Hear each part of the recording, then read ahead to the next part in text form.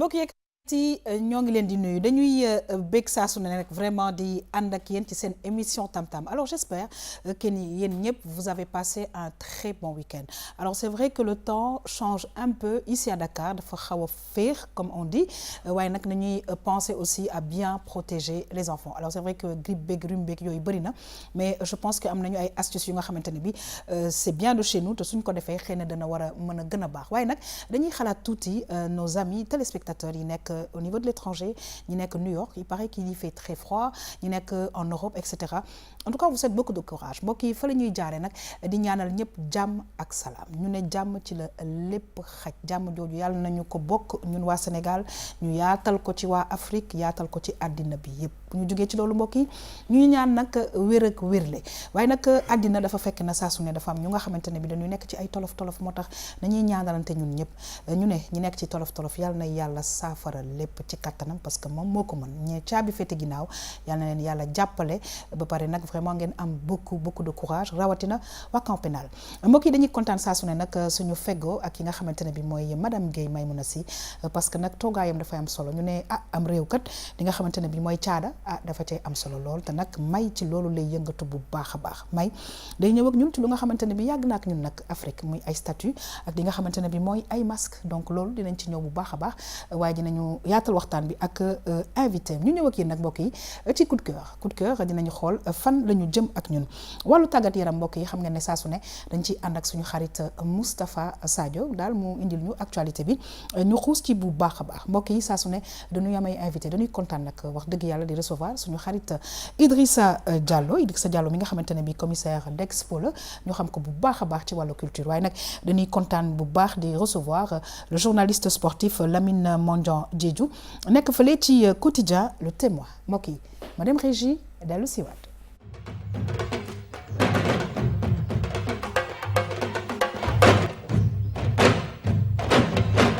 waaw saa su ne nag dañuy kontaan di feggoo ak ki nga xamante ne bi mooy madame Guèye Maymouna Sy Maymouna damay kontaan bu baax a baax macha allah abaya bi rafet na waaye nag ci lax ñi tax ñuy gën a kontaan saa su ne parce que da nga ñuy indil lu nga xamante ne bi dafa baax ci doomu aadama muy mbirum caada et puis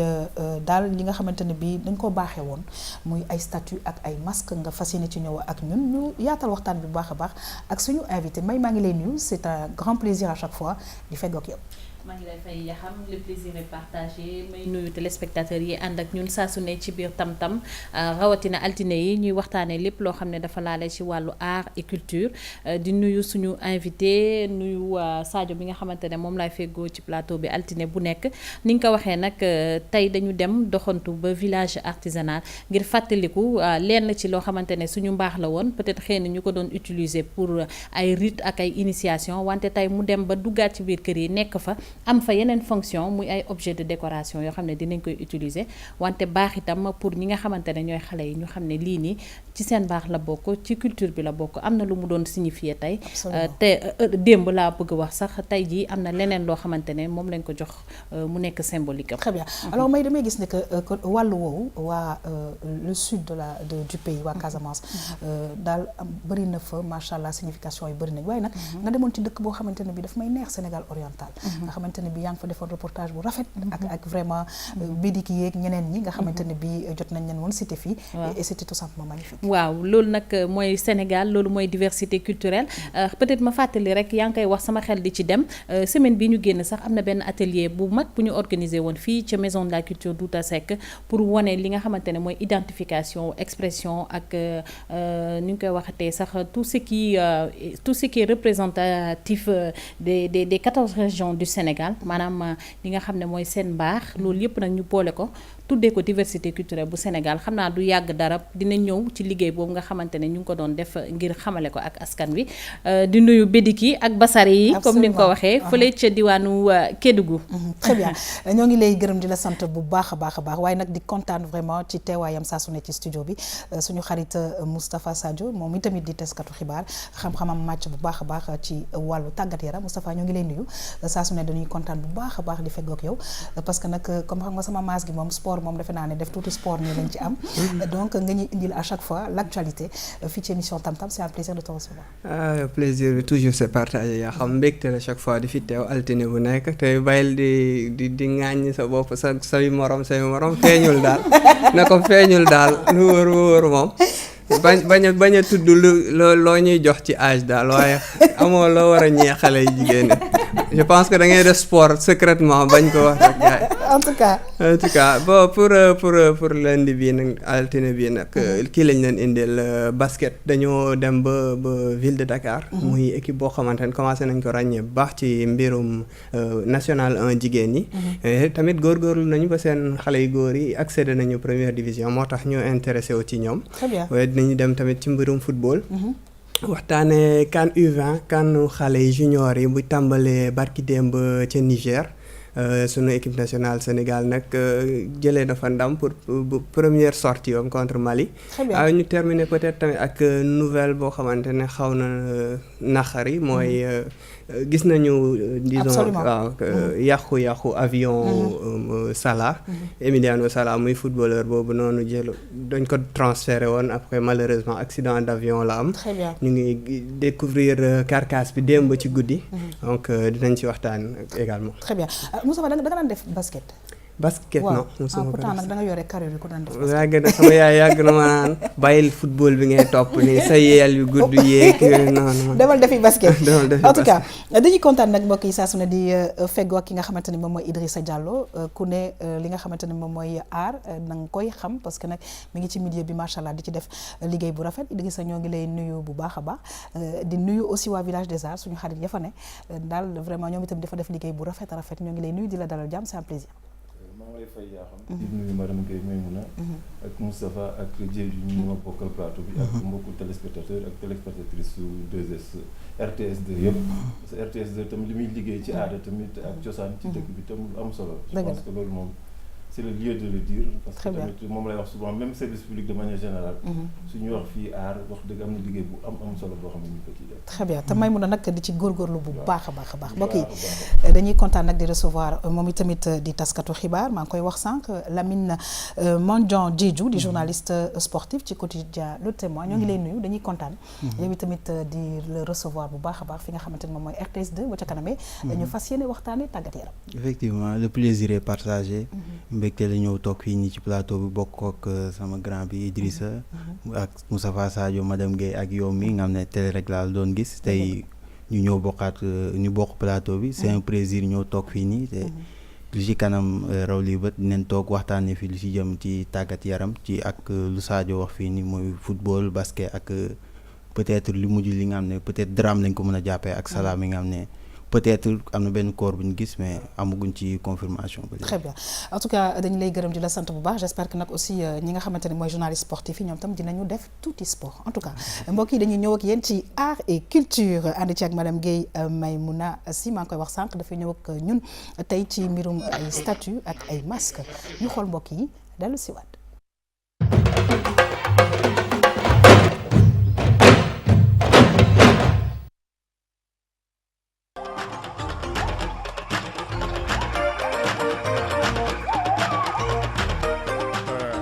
statue masque bu ci nekk am nga rôle booy jouer rôle boo xam ne c'est très spécial ci culture surtout rituel dafa am ay objets yoo xam ne c'est des objets rituels dañ koy utiliser maanaam ci am na ñoo xam ne dañ ko gëmoon dañ ko jaamu am na ñoo xam ne dañ koy utiliser dans la médecine traditionnelle africaine am na ñoo xam ne dañ koy utiliser ci certaines cérémonies ay baptême mariage wala ay courses waaw c'était des arts yoo xam ne dañ ko daan utiliser waaw mais aussi day doon loo xam ne du lu bees daal maanaam parce que artisan bi boo duggee ci village bi am na bant yu xonq yoo xam ne kooku moom c'est très moderne bokkut ak antique bi ñu def ñun antique mooy bi nga xam ne spécialité utilitaire la quoi. man boo xoolee sama place fii am na collection masque yoo xam ne ay objets yoo xam ne Côte d'Ivoire lañ jugee am na yuy jugee Mali am na yuy jugee Burkina Afrique de l'Ouest surtout même en général. waaw lépp loo xam ne Afrique de l'Ouest art utilitaire la rek am naa ci ay quelques pièces.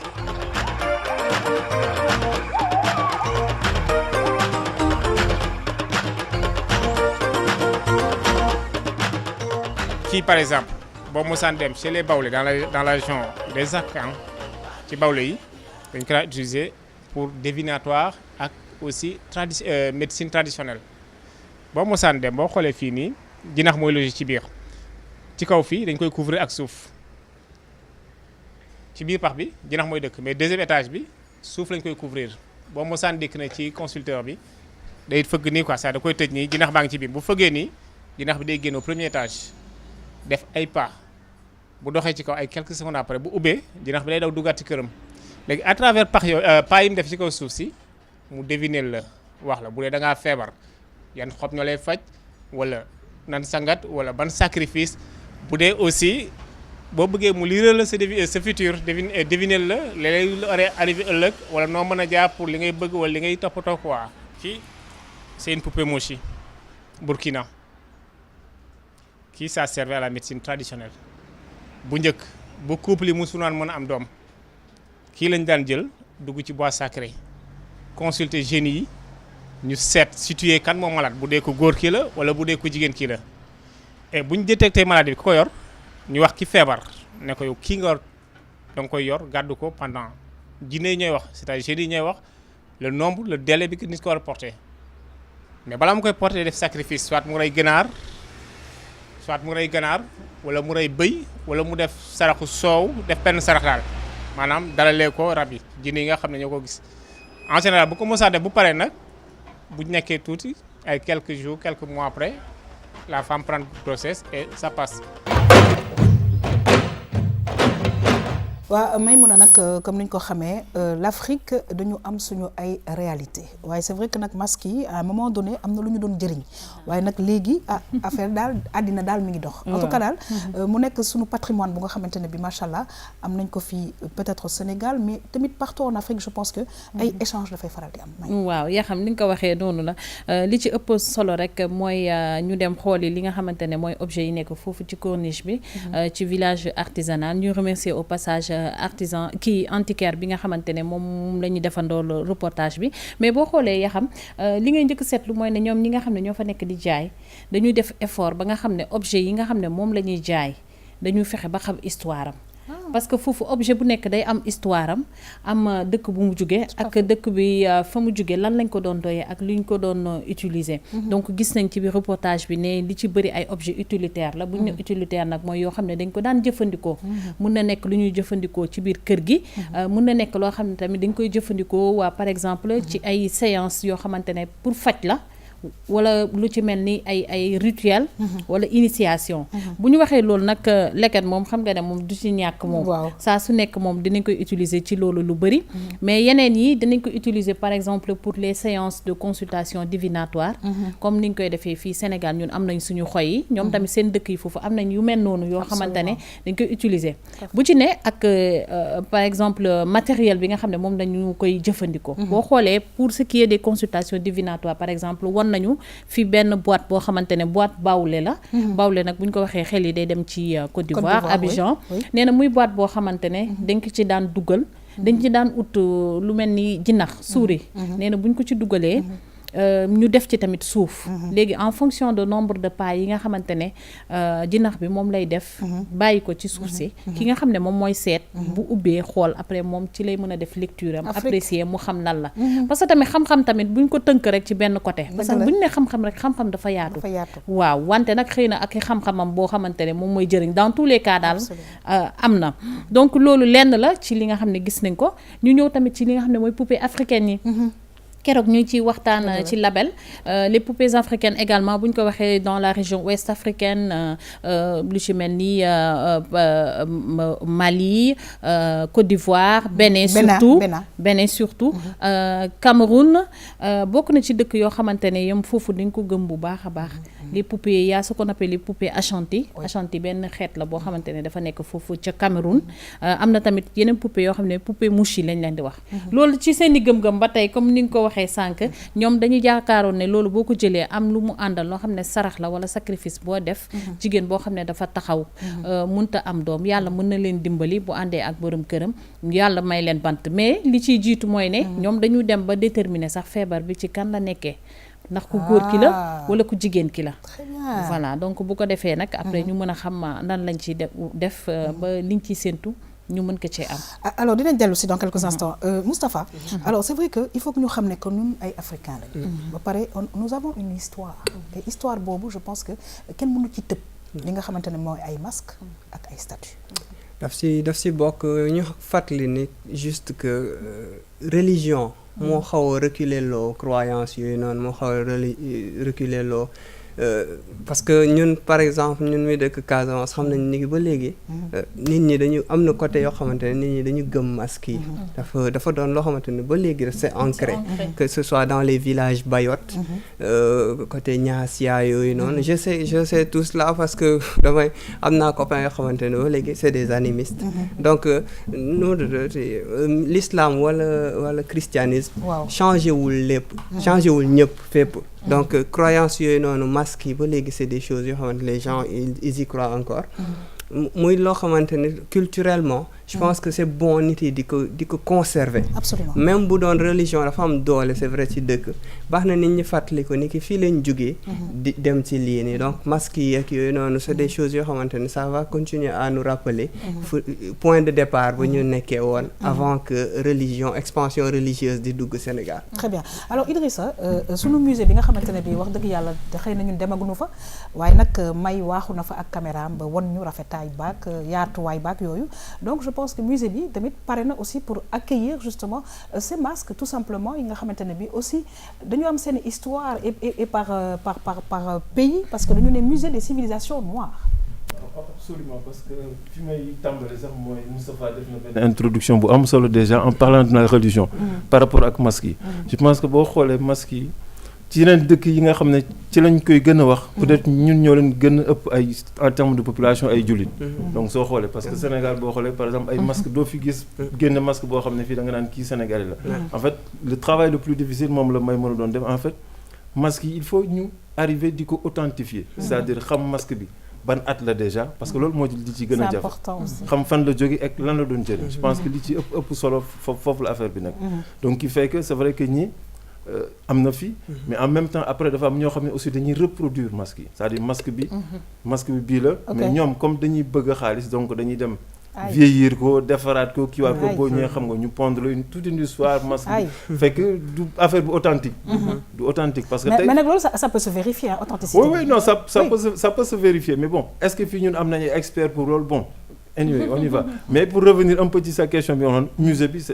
lu am solo la xam nga mu lay wax Sénégal aujourd'hui ak lu ñu mën a wax c'est-à-dire aujourd'hui l'État du Sénégal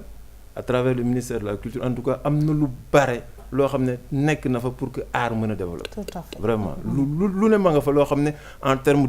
d'infrastructure en termes de programme peut-être xaalis ñàkku fa normalement tey aaru Sénégal war nañ ko mën a dégg fu ne ci forme d'expression yëpp que ça soit au niveau du cinéma que ça soit au niveau des arts visuels que ça soit au niveau du livre et autres donc en tout cas lu bare ma nga fa pour que li ci des daal pour mën pousse tuuti la rek pour mu dem mais en tout cas lu bare ma nga fa pour mu mën a dem musée bi lu am solo et puis musée des civilisations noires la ñu wax pour revenir un peu du ñun rek absolument du ñun rek donc moom laa doon wax naa ko jour ouverture bi maa nga foon j'ai eu à communiquer ci loolu un peu à travers la presse c'est-à-dire le bâtiment en tant que tel mu ngi nii tege bâtiment bu am solo bu rafet mais après li ci des mooy lu ñuy dugal ci biir et je pense que peut-être quelque part foofu sax la ñu waroon tàmbali lan la ñuy dugal ci biir dem naa fa fan yële am na kenn ku mu waxal mu ne bon y a tout un programme bu ñu teg en place pour bon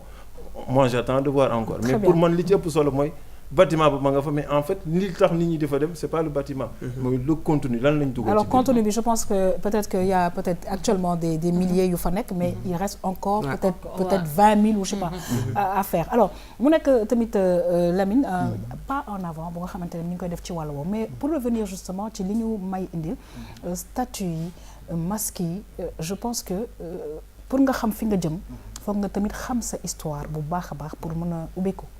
loolu moom loolu dëgg la parce que comme ni ko Sadio waxee masque yi loolu dafa bokk suñu culture man par exemple man joolaa la xam naa li nekk ci masque yi te ba léegi da ngay gis cité ñu quelques masques yu joolaa yi nga xamante ne quelques masques comme genre ci mbirum fecc bi ñu ne la comme par exemple agóoma la lu ñuul lee sol tout day def benn masque ci kanamam mooy bu gudd bi boobu Kumba Karamba la boobu gaat la Kumba Karamba mooy bi am bant bi ci kaw am na agóoma la am na ñas yooyu yëpp ay masque la mais day représenter culture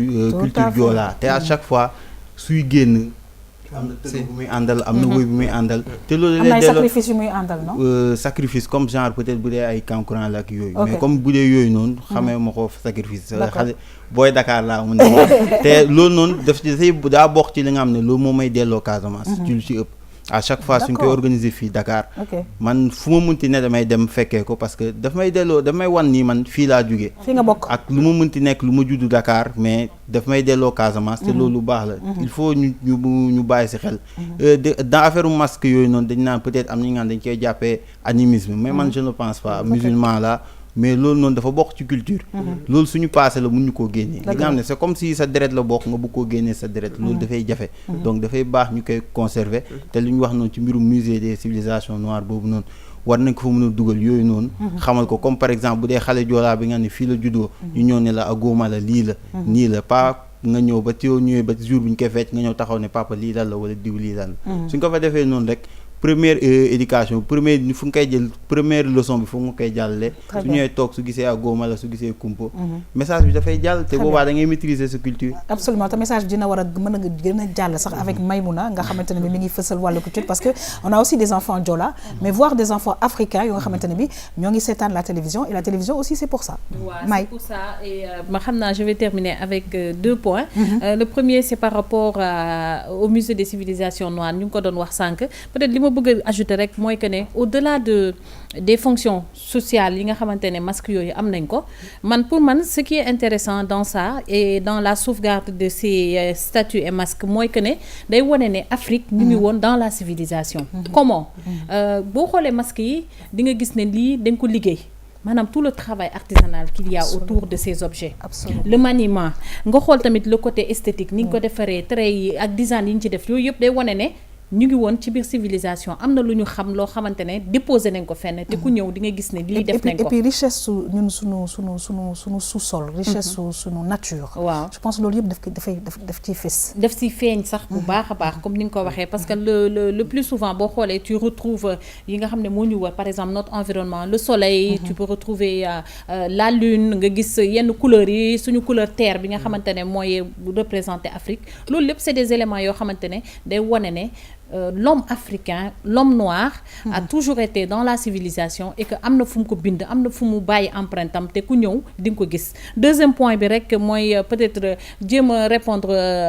Idi par rapport à la vérification sànq yaa ngi laajte nan la ñu xamee objet bi ndax authentique la wala yàgg na ñoom ñi nga xam ne yàgg nañ ci métier bi li ñu ma wax mooy que ne am na produit boo xam ne buñ ko si defee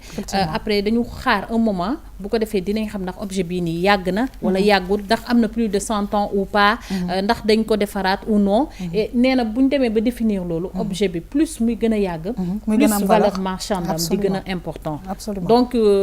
terminer également pour dire que ces objets ont été bien gardés ak sauvegardés mais tey beneen fonction la am dencuñu ko pour wax ne on reste dans ces fonctions de gisaane wala dañ ko gëm wala xërëm wala dafay faj wala yooyu mais c'est plus pour la décoration absolument voilà tout à fait alors en tout cas gis ngeen ne que loolu lépp mbokk yi dafay am à chaque fois fii ci village artisanal moo tax ñuy junj ñi nga xamante ne bi ñoo ñuy seetaan ànd ak njaboot yi di dem parce que village artisanal am na ci région yëpp bu ko defee ñu dem xool vraiment gëstuwaat li nga xamante ne bi mooy sunu cosaan ak sunu aada alors dafa am aussi conférence bu am solo bu nga xamante ne bi waa SODAV dañ ko def mais vraiment c'était très bien d'avoir pensé à ça waaw et il fallait le faire aussi parce que dañ nekk ci période électorale te ku wax campagne électorale xam ne candidat yi ku ci nekk boo amul sa morceau boo xam ne dañ la ko woyal déjee la ko dañuy faral di utiliser ay musique yu bëri yoo xamante ne suñu artistes yi ñoo ko def ci loolu nag le directeur général bu SODAV organisé woon na altine bi benn ndaje boo xam ne da ci woo ñi nga xam ne ñooy kilifa yi ñi nga xam ne dañu xëcc pour jël pouvoir bi ku ci utiliser woyu artiste bu mu mënti doon nga dëppoo ak loi bi nga xamante ne moo fi nekk mooy la loi sur le droit d'auteur et droit voisin bu 2008 donc c'était à cet effet looloo tax ñu organiser woon ndaje bi altine tay bi xam naa ne Idi du ñàkk dinañ la ci interpeller par rapport ak actualité bi parce que artiste tamit au-delà de l'aspect esthétique au-delà du beau sànq ñu ngi ko doon wax en coulisses il doit être engagé aussi il doit être au centre des préoccupations de son peuple. en fait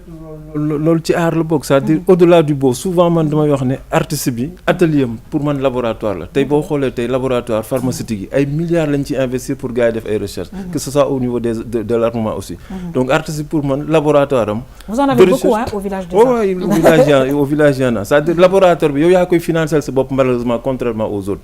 financement bi mooy côté esthétique bi ngay liggéey que ça soit un tableau que ça soit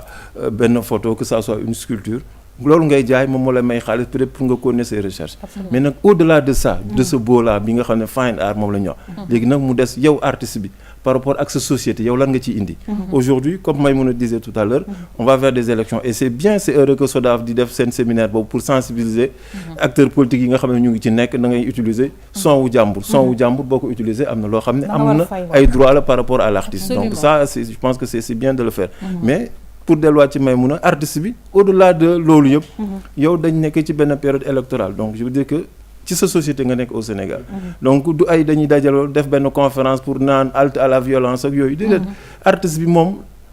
romb na loolu c'est-à-dire moom loolu sóor na ko bu yàgg. avant ñu ci àgg moom fekk na message am jàll na. c'est-à-dire kooku la ñuy wax artiste. artiste bi li muy jouer dafay ñëw dans la vie de l'humain dafay contribuer dans la vie de l'humain dans la vie de la société. donc dañ nekk Sénégal muy benn gaal. on voit ñun ñëpp fi la ñuy yeewoo ñu dëkk bi demee donc artiste bi war na mën a moom par rapport ak loolu mu jiitu nit ñi. pour ne gars yi def leen ndànk de ñun suñu gaal gi de. am na fu ñu jëm te gaal gi war nañ ko mën a jële fii yóbbu ko fële. te dara du yëngatu.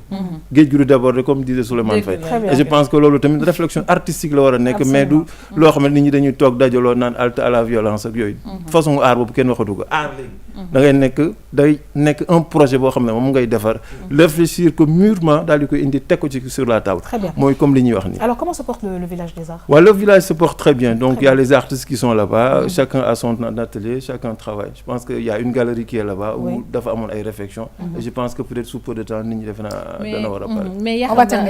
on termine tu parlais du village des arts mais du village des arts. Il y a village des arts, il y a village artisanal, mais il y a également la villa des arts.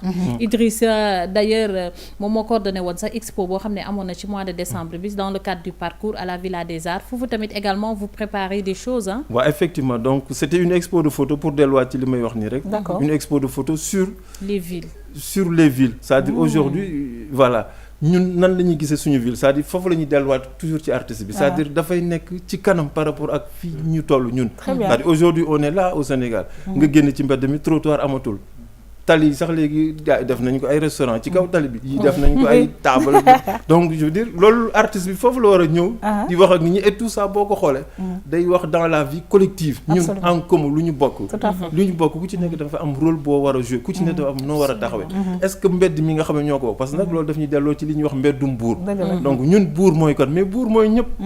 mais ñun buur dañ koy gis peut-être comme autorité donc ki fekk yow da ngay jël sa mbalit nga dem tuur ko fële parce que tu te dis mbedd mi la kenn moomu ko alors que mbedd mi ñoo ko moom alors que yow mbedd moom nga waroon gën a entretenir nga bàyyi sa kër parce que mbedd mi ñun ñëpp ñoo ko bokk comme quoi nous sommes tous des acteurs mais faudrait-il que nous connaissions nos rôles c'est extrêmement important en tout cas ñoo ngi lay gërëm di la sant bu baax a baax May di remercier Idrissa Diallo maa ngi koy wax sànq di commissaire expo di def liggéey bu rafet ci wàllu art May ñoo ngi lay gërëm di la sant bu baax a baax mbokk yi ñu daal di xuus nag ci émission Tam Tam yegg si ak yéen ci li nga xamante ni moom mooy coup de cœur ñu dem mbokk yi dellu si waat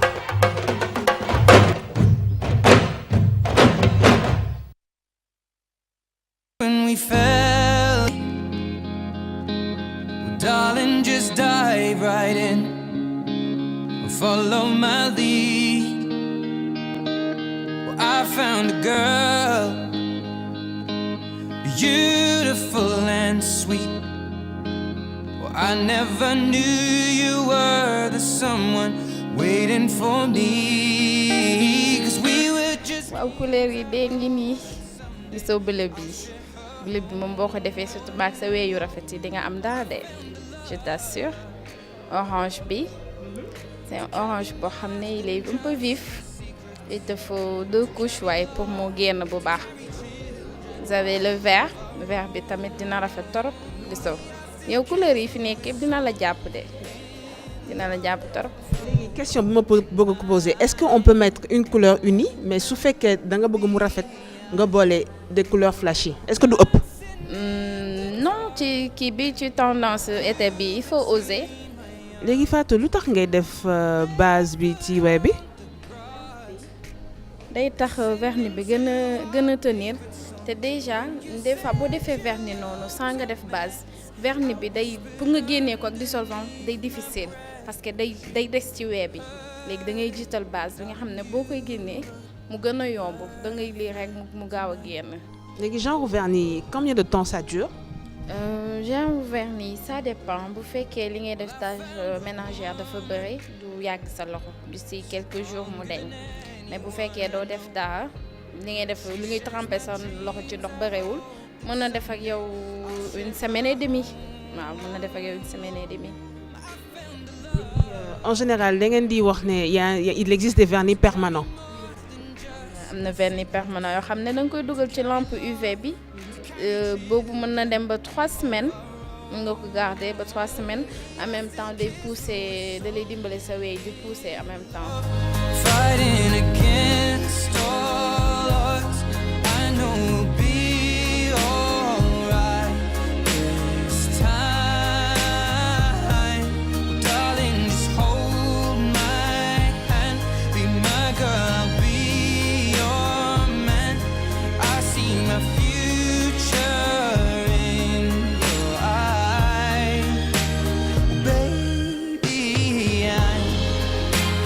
dancing in the dark with you between my léegi Fatou gis naa ni nga def sa orange sa bleu sa jaune sa verte rafet na trop léegi lan moo des. léegi damay fixer vernis bi vernis transparent la top coat la moom la ñuy wax top coat c'est pour fixer le vernis moo tax vernis bi du gaaw a deñ te du def ay kii comment dire des fois mën nga def vernis defoo fixateur nga dugal sa loxo ci sac bi nga génnee gis muy def ay traits loolu moo koy def c'est parce que moom day ça me fait très mal au cœur quand je vois ça donc soo defee lii du am. bu ma ko fixé ak vernis transparent bi du am ak top coat bi du am. léegi est-ce que parce que c'est une tendance est-ce que beneen loxo bi mën naa ci def vernis uni boo xam ne du ma jaxase. si mën na nekk nee naa la il faut oser il faut oser. or listening to our baby.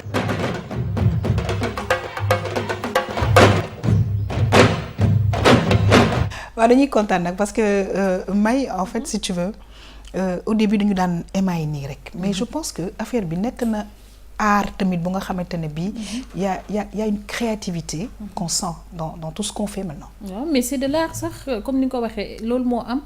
parce que maquillage make-up yooyu yëpp dafa bokk ci expression artistique. parce que dem nañ ba léegi gis nañ nit ñi dañuy def ay body paint. body art yaramu doomu aadama yëpp ñu jël ko. defal ko ba nga xamante ne vraiment bu ñu def performance bi dafay nice day rafet. tout comme tamit les mains les ongles. xam nga ñun jigéen ñi ñoom dañoo bëgg taar. dañu bëgg lu rafet. bon ñi nga xamante ne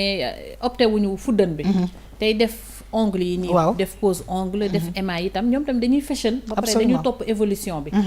day am ay tendance comme ni ko Aïcha waxee ci élément bi donc day am tendance yoo xam ne mën nga def unique benn couleur kese tout comme mën nga def tamit tendance boo xamante ne dañu jël couleur yu bëri donc man nag couleur yi nag lu ma si gis rek man mooy drapeau Sénégal bi le vert le jaune et le rouge gis naa ko ci mais j'ai également retrouvé aussi le bleu de l'artiste absolument waaw comme tey lundi bi la ñu nekk tamit le bleu de l'artiste bi nga xamante ne bokk na ci couleur primaire yi ñu taamu ko tamit pour télé muy couleur bu rafet donc magnifique quoi très bien alors Lamine ci wàllu wu ne parce que xam naa ne yéen ay waxum vernis moom xam naa ne du ngeen ci dugg mais dama bëgg wax rek nekk ci wàllu wu ne je pense que nit ñaa ngi def quand même des recherches ba nga xam ne dafa am sax ay stylistes maintenant ci wàllu ongle non loolu dafay wane ni àdduna bi ni muy doxee noonu la ñuy di doxee da ngay xool comme ko madame Guèye waxee mooy ay jamono da ngay ñëw da ngay gis nit ki day émail rek bàyyi noonu mais xool soo gisee kii nii dem na boo commencé am na lu mu teg ci kaw balaa moo teg émail bi pour muy mën a durer ay 10 jours donc ça veut dire que moom gëstu na muy avancé te lépp loo liggéey rek da ngay xool li nga xam ne noonu la àdduna bi di doxee yow nga doxee noonu ak moom am na yi nga xam ne ñu ngi koy def ci loxo nit wala ci yaramu nit xalaatoo woon ko nañ ko def ay ati at mais léegi da ngay gis ni avancé nañ ce qui veut dire que nit ki évolué na te loolu la ñuy ñaan mënoo ñëw taxaw di stagner benn place. absolument non dafa war a am ay nit recherche dafa war a perpétuelle dafa war a continuer à chaque fois. tout à da ngay continuer di nekk en chaque fois da nga nekk chercheur. mooy li naa artiste waroo nekk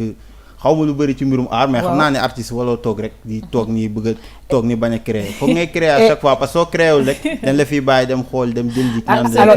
Idrissa va confirmer cela et confirmer autre chose mooy que de plus en plus on se rend compte et je le dis souvent que Sénégalais fibre artistique am nu mu développé c'est extraordinaire. non waaw Diedhiou wax na dëgg artiste da nga war di créer c'est-à-dire on parle de créateur ñoom seen bopp créateur même si par ailleurs ñenn ñi dañ koy bañ donc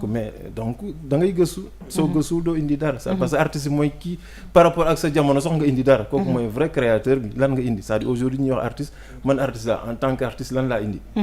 donc loolu moom lu am solo la léegi li ñuy wax ni ci éma yeeg yooyu je pense que loolu yëpp dafay delluwaat ci aspect esthétique. nit moo bëgg lu rafet. nit moo bëgg lu c'est-à-dire ni ñuy wax góor jigéen donc c'est-à-dire góor ñi jigéen bu rafet rek la ñuy gis. ñu rombee nii romb donc loolu yëpp aspect esthétique nit moo bëgg lu rafet. donc je pense que. gëstu boobu moom moo leen yóbbu ci loolu c'est vrai fuddani yoon na am na peut-être ñoo xam ne dañu opté pour fuddani mais même fuddani sax boo xoolee ni ñu koy utiliser léegi du woon bu oui c'est très artistique bu njëkk ba da ngay jël rek daal di jël toile rek daal di takk def 5 baram ni mais léegi neneen lañ koy indee donc loolu yëpp ay recherche la benn aspect esthétique lañ koy jox donc loolu moom mooy renvoyer aussi ci émail yi aussi donc choix couleurs yi donc ni ñu koy tegee pose ay angle donc yooyu yëpp lu rafet et je pense que comme il disait tout à l'heure donc société bi moo toll foofu donc développement société donc nit ñi lépp loo xam ne dañ koy teg dañ ci avancer. dund bu njëkk ba peut-être nga xool ne même allumette sax nañ koy taale. même bu ñu nekkul ci loolu donc loolu mooy développement société. donc environnement bi ñu nekk. que muy biir kër gi. muy biti bi donc tantôt par rapport ak li ma wax donc loolu yëpp ci la bokk. donc mooy aspect esthétique boobu nga xam ne par rapport ak ñun environnement bi nga nekk bi nga xam ne ci lañ nekk bi nga xam ne ci lañ bëgg. alors je parlais de fibre artistique dama koy faral di wax très développé chez les Sénégalais. extraordinaire. waaw non c'est sénégalais la en fait très développé d'accord non c'est-à-dire à la limite pour dire que sax sénégalais moo bëgg lu rafet. et bu ñuy wax art dañuy wax fine art la ñuy wax. lu rafet donc loolu moom moo lay yóbbu ci loolu donc boo bëggee lu rafet da ngay gëstu pour indi lu rafet. parce que boo ko gëstu doo ko indi. très bien alors lu rafet loolu Moustapha gis nga ne que vraiment Sénégal ci wàllu wu ne parce que c'est pas que ci émail yi je sais que vous appréciez. mais xëy na la ngeen ca xam bëriwul. mais ci fànn bu ne. je pense que léegi ñi ngi dem ci les petites et moyennes entreprises yi nga xam ne may daf leen di wone et que ku ci nekk yaa ngi vraiment di jéem a fësal lu rafet. tout à fait franchement ñun lu ñuy def rek ñun góor ñi c'est toute façon c'est vrai que xamuñu si lu bëre. par contre dañuy gis dañuy apprécier moo tax dañuy adhérer ñun lu ñu mën def rek mooy chaque fois suñuy soxna yi suñu soxla disons nan lañ koy renouveler style bi. waaw on est pour c'est vrai que parfois day jege extravagance. mais loolu yëpp ci recherche la. tey yenn saa yi tu te dis ah non lii moom dalay delloo gone trop quoi. oui ak yooyu noonu. c'est vrai non am na yoo xamante ne on peut le dire débat bu rëy moo ci nekk tu vois de grandes personnes. mais je veux dire par là que ça ouvre. des perspectives. Tout à fait. Parce que sunu artistes yi ñuy def make-up coiffeur yi kii yooyu noonu je pense que ñoom ñoo gën a aay ci artistes yan laa xam yëpp artistes yu léegi parce que je pense qu'ils ont beaucoup de matériaux pour renouveler tout le temps di créer et puis ils ont un bon produit mooy le visage ou les ongles kii yooyu noonu pour modifier et puis c'est facile à enlever même si dégg naa ci élément bi am na ci nan la koy émail permanent exactement vernis permanent. j'ai peur que mu doon loo xamante ne du yomb génne. non c'est un peu difficile à enlever parce que il faut que dañ ci def dissolvant bi ak coton bi après jël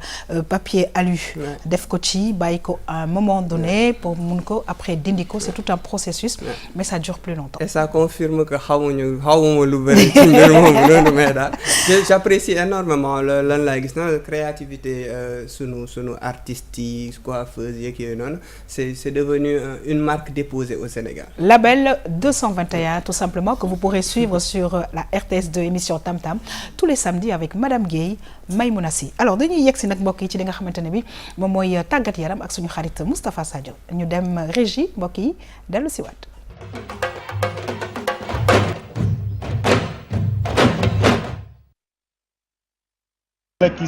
ñoo ngi ko doon xaar muy mbirum tàggat yaram ñu commencé fan Moustapha. dañuy tàmbale ci mbirum football. ci CAN U20 bu tàmbale fee ca Niger depuis samedi. très bien sunu équipe nationale ci junior nag démarré na par une victoire moom la ñuy gis noonu butu Dion Lopy à la 71e minute. ci match bu métti nag contre Maliens yoo xamante ne nit ñi xamee nañ leen bu baax ci footballum xale. très bien Mali dafa jël na ci ay raayo yu bëre ci U20 mais également coupe du monde mais Sénégal tamit amatul lu muy rougir ci catégorie bii nii parce que tout simplement 2 finales yu passé yëpp Sénégal moo joué finale malheureusement perdu donc ñu tijji score bi noonu par Dion Lopy moom laa daan wax malien nag def tout di réagir c'est un très beau but waaw maliens yi nag ñoo tenté noonu di jéem a dellu ci score bi noonu mais ñu sénégalais dañ leen di mujj doggali ci benn action avant ça am na occasion yoo xamante ne jéem nañ ko dugal moom la ñuy gis noonu ci crochet du droit crochet du gauche bi ça va super vite léegi ñu gis deuxième but bi moom la ñuy gis noonu nag à la 89e minute quasiment fin match bi fekk maliens yaa ngi def lépp pour pousser ki di Fally Ndaw nag dugal ñaare lu but bi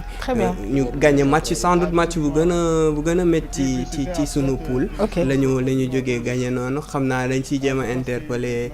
Lamine ci mbir moom noonu parce que poule bu métti la ñu yaakaar naa mooy poule bu gën a métti si tournoi bi waaw mën nañ xool sur le papier moom mooy poule bu gën a métti parce que ñu ngi ko bokk ak Mali bi ñu taseel te Mali xam nañ ni grosse ponte la ci mbirum petite catégorie Ghana tamit ku nekk xam na Ghana ci nu mu mel nu mu xarañee ci football petite catégorie ak Burkina Faso bu nga xam ne mu ngi wanewu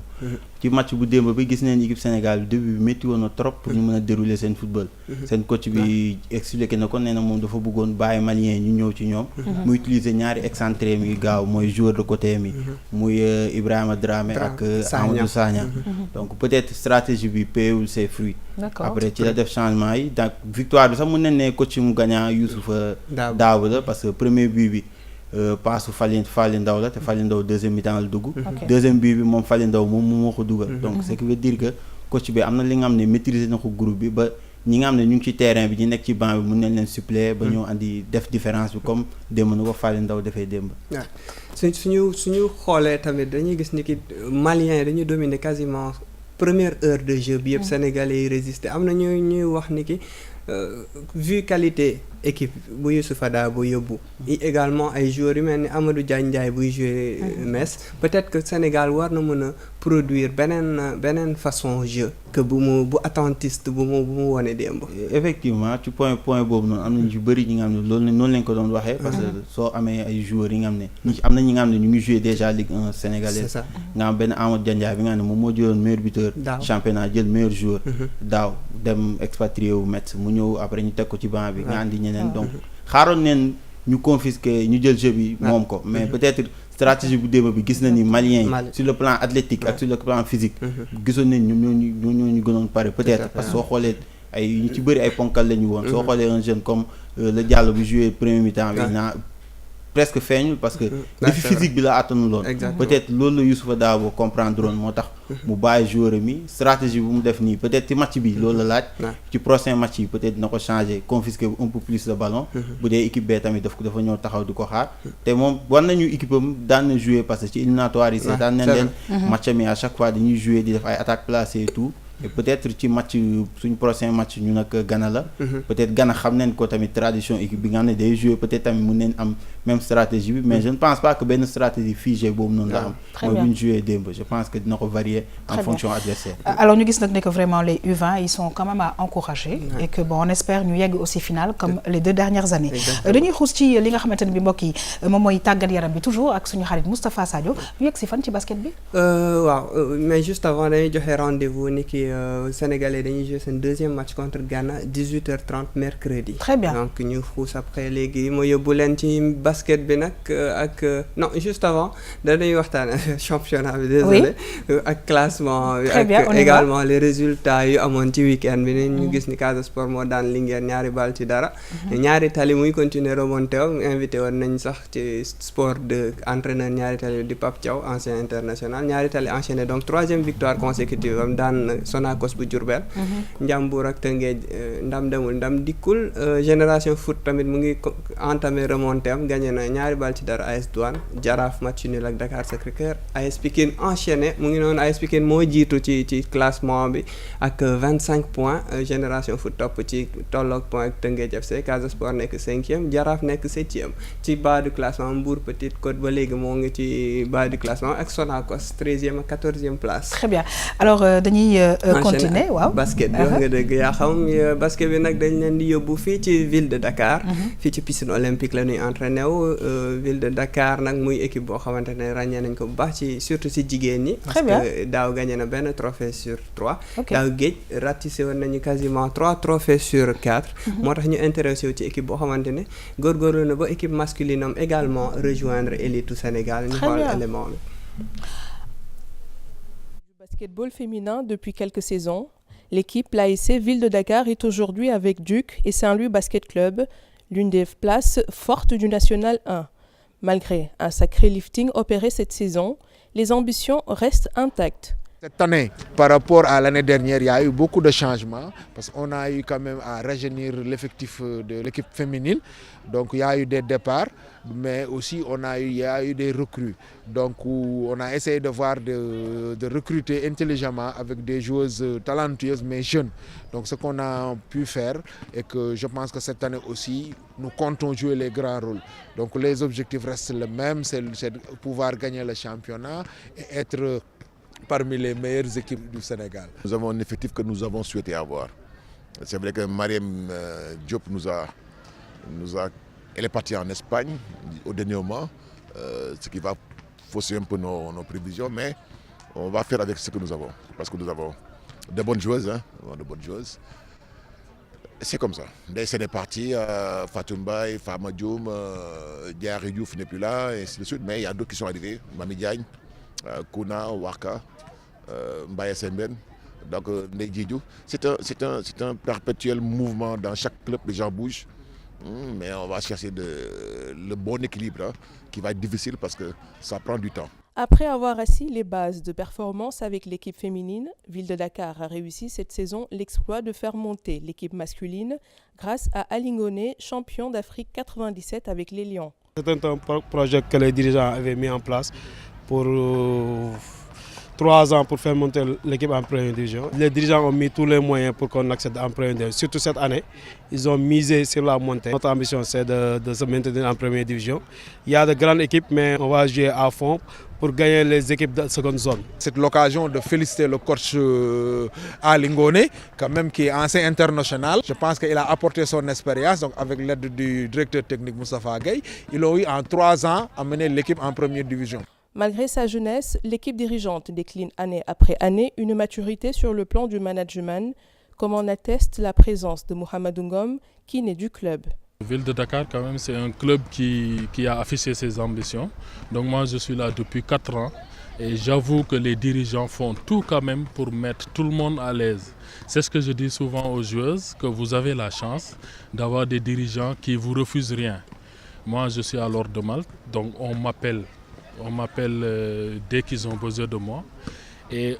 une joueuse qui se plaint, donc on le prend en charge rapidement, tout de suite. S'il y a des radios à faire, s'il y a des examens à faire, ils n'hésitent pas à sortir les moyens pour ça. Avec un effectif rajeuni, le club de la municipalité essaye de se donner les moyens d'aller enfin décrocher le championnat qui leur résiste encore jusque-là. Championnat parce que c'est le seul trophée qui manque à la vitrine de l'ASC Ville de Dakar. Les gens veulent être champions du Sénégal. Mais dans une saison, il faut y aller avec beaucoup de prudence, mais avec beaucoup d'ambition aussi. Je pense qu'on va se battre pour le championnat. Bon, évidemment, ce ne sera pas facile parce qu'on a rajeuni l'équipe, il y a quand même beaucoup de départs et des arrivées, donc ça va prendre du temps pour que ça puisse prendre forme, mais au finish, l'objectif c'est ça, les filles le savent et elles ont ce potentiel-là pour aller jouer le championnat. Avec l'Afrique en ligne de mire, Ville de Dakar n'entend donc pas limiter sa croissance sur le plan local et confirme son appétit. Notre objectif, c'est de pouvoir gagner le championnat pour avoir l'opportunité d'aller en Afrique. Maintenant, je pense que c'est un constat. Tout le monde sait que maintenant, aujourd'hui, il faut compter avec l'ASC Ville de Dakar dans le monde du basket. En attendant ses rêves d'Afrique, Duc et Saint-Louis Basket Club devront une nouvelle fois compter avec l'ASC Ville de Dakar pour les joutes domestiques.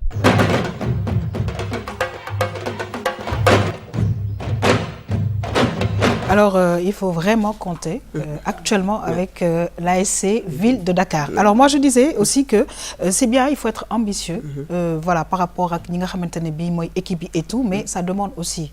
une bonne organisation, mais aussi des moyens. C'est important. te ci côté boobu nag yaakaar naa xaw naa Lamine dinañ ci indil ay éclairage bu ñu yegsee ak seen équipe féminine ba léegi Ville de Dakar dafa nekk di woon yeneen équipe yi carrément ni ki peut-être que amuñu disons culture de la gagne bu Duc am parce que Ville de Dakar il y a 2 ans lay door a am premier trophée mi mais mbirum organisation structure ak yooyu noonu gis nañu kiné am nañu kiné bu depuis 4 ans boo xamante ne day nekk tout le temps à l'entraînement buy jël bu nekk au petit soin pour les joueuses ci mbir moomu noonu côté management ak yooyu noonu je pense que c'est peut-être l'une des équipes les plus organisées ci championnat. Effectivement Ville de Dakar bokk na ci équipe yi gën a organisé le fait rek ñu am kiné ci seen équipe bi rek du ñot naa ni équipe yu bëri soo demoon nga xool nga saytu leen doo fekk foofu ci kiné loolu rek ça montre que am na benn organisation buñ ci mën a teg te en plus am na benn plus bu ñu am par rapport ak yeneen équipe yi dafa am benn terrain bi nga xam ne ñoom kese ñoom ñoo fay entraîner muy terrain piscine olympique bi te soo xoolee surface bi tamit du goudron comme yeneen surface bu baax la donc foofu mun nga fa répéter say gamme te doo am problème alors que yeneen équipe yi des fois ci ay terrain vague la ñuy entraîner tout am na benn structure bi nga xam ne teg nañ ko parce que Ville de Dakar soo xoolee structure dëgg organisation moo leen may ñu egsi fu ñu egsi ba ñëwee dañoo ñëw ramper def nànk chaque année ñu changer seen objectif chaque année ba ren su ñëwee taxaw ne dañoo bëgg a jël championnat bi leen dese c'est une ambition bi légitime la parce que loolu moo leen manqué soo xoolee at yi muy 5 dernières années soo cité équipe féminine ci fii Sénégal championnat national bi soo doo lim Duc bañ a lim Ville de Dakar ak Saint-Louis Basket Club ñetti club yooyu ñoom ñoo nekk ci kaw trophée yëpp soo xoolee ñoom ñoo koy séddoo ñetti équipe yi donc c'est une ambition légitime te assez normal ñu laaj championnat bi parce que am na li nga xam ne ay jéego def nañ ko fi wane nañ ni équipe bi nga xam ne war nañ mën a compter sur ñoom noo gisee peut-être accession wu seen équipe masculine bi peut-être également équipe masculine bi tamit c'est vrai que dafa évoluer lu ci ëpp ci ombre équipe féminine bi soo xoolee équipe masculine bi mu ngi nii di soog a yéeg première division te Aly Ngouille Niang je pense ñaari at yu mujj yi la ñëw daaw jege woon nañ ko après ci dernière ligne droite bi leen éliminé ren ñu ñëw yéeg dafay récompenser liggéey bu ñuy jot a def te équipe masculine bi c'est sûr que ci tànku équipe féminine bi la jëm parce que soo xoolee ñu ngi nii ñeneen ñëw neen maintien lañuy def c'est sûr que fii ak année prochaine suñu maintenir soo ñëwee dinañ la ne dañuy bëgg a bokk ci 3 premiers yi après ainsi de suite noonu la équipe yi bëri di demee donc da ngay xam li nga bëgg ñoom xam nañ luñ bëgg te dañuy def moyens yi ci war pour ñu dem jëli objectif yooyu noonu. Ils se donnent les moyens de leur ambition. Alors on va terminer. On va terminer par une peut-être mauvaise note, on va dire ça que avion Salah Emiliano Salah di joueur Nantes doomu Argentine boobu noonu disons que dafa amoon accident d'avion ça fait léegi 1 semaine nag amuñu woon aucune nouvelle amuñu woon trace également épave bi jot nañ ko gis démb ci guddi tey nag gis nañu tamit benn corps ci géej bi ba léegi identifié guñu corps bi pour xam kan la ou moom la wala pilote bi mais nag xam naa ne ay chance su retrouver ko vivant néew na lool pour bañ a prononcer wu bien avant enquêteurs yi muy nouvelle bu triste nag koo xamante ne da daan xëccoo meilleur buteur bi ren ak Kylian Mbappé fii ci championnat de France ak FC Nantes ñu transféré ko pour 16 millions d'euros mu rejoindre Cardiff malheureusement y compris supporter Cardiff yi duñ ko mës a gis mu dugal fa ay but muy loo xamante ne nouvelle bu triste la très triste mais nag jombul kenn exactement c'est la vie en tout cas ñu ngi lay remercier bu baax a baax di la sant di la gërëm rendez-vous inchallah avec les téléspectateurs déjà demain mooy mardi ci Sport 2 tout à fait rendez-vous demain comme tous les mardis maintenant je pense que léegi suñuy téléspectateurs ñu ngi habitués à ce rendez-vous du Sport 2 ak sans doute rendez-vous également lundi prochain inchallah à la même très bien alors je rappelle le Sport 2 ce sera juste après le journal de 20h et Tam suivra après dañuy sant di gërëm bu baax a baax madame Guèye Maymouna Sy ñu ngi lay gërëm bu baax a baax toujours un énorme plaisir de te recevoir May merci Yaxam man tamit dama lay remercier bu baax a baax remercier suñu invité Idrissa mi nga xamante ne moom léegi il est devenu un partenaire de la chaîne RTS2. Tout à fait. Remercier nag particulièrement madame Sy Fatimata Sy sama grande sœur moom moo ma habillé tey. Très bien moom ak gorom bi nga xam ne dafa jóge ba Belgique mu ngi Dakar fan yii nii moom it muy madame Sy Ramata Sarr ma koy nuyu di ko wax un très bon séjour à Dakar. Très bien alors madame Sy lenn rek moo ko xaw a yàq tuuti mooy sant Sarr bi en tout cas ci biir loolu dañuy gërëm di sant bu baax a baax Idrissa ñu ngi lay sant di la gërëm na ko may waxee partenaire nga tout simplement avec la RTS2. waaw man maa leen di remercier encore yéen ñi ma invité ma ñëw fii. Comme je disais tantôt RTS service public vraiment liggéey bu am solo la ñuy liggéey dans le domaine de la culture au Sénégal. Très bien. Parce que ñun ñi ci nekk xam nañ ko et ça encore on vous félicite et on vous remercie encore Maïmouna ak ñoom Alioune Diop ak ñëpp pour liggéey bu am solo bi nga xam ne vraiment ñu ngi koy liggéey. Tout à fait alors ñu ngi remercier justement Alioune Diop moom itamit na nga ko waxee mi ngi def liggéey bu extraordinaire fële ca Radio Sénégal International alors di sant di gërëm bu baax a baax le journaliste Lamine Mandion Diédhiou nekk fële ca quotidien Le Témoin en tout cas kontaanoon nañu lool vraiment di la recevoir yow itamit di la ñaanal bonne continuation di nuyu képp ku nga xam ne yaa ngi journal Le Témoin di seetaan RTS2. man tamit maa leen gën a kontaan parce que invitation bi ci yéen la jógee yéen a ma invité ma ñëw partager fii plateau bi ça a été un plaisir. Merci. J'espère que bi c'est juste une première début c'est une première le début d'un long compagnonnage. Inch'Allah di gërëm ñëpp di jaajëfal téléspectateur RTS2. Merci beaucoup di kontaan ci émission Tam-Tam bi nga xam ne régulièrement dañ koy suivre par l'entremise de mon ami Moustapha Sadio. Très bien di jaajëfal ñëpp daal. merci beaucoup maa ngi lay gërëm di la sant bu baax a baax waaye nag di gërëm yéen ñi nga xamante ne bi saa su ne yéen a safo RTS2 du nu seetaan maa ngi remercier Mame Diarra Thiam 77 790 51 51 moom moo jaar ci période bi mi ngi nekk fële ca Point E rue Ziguinchor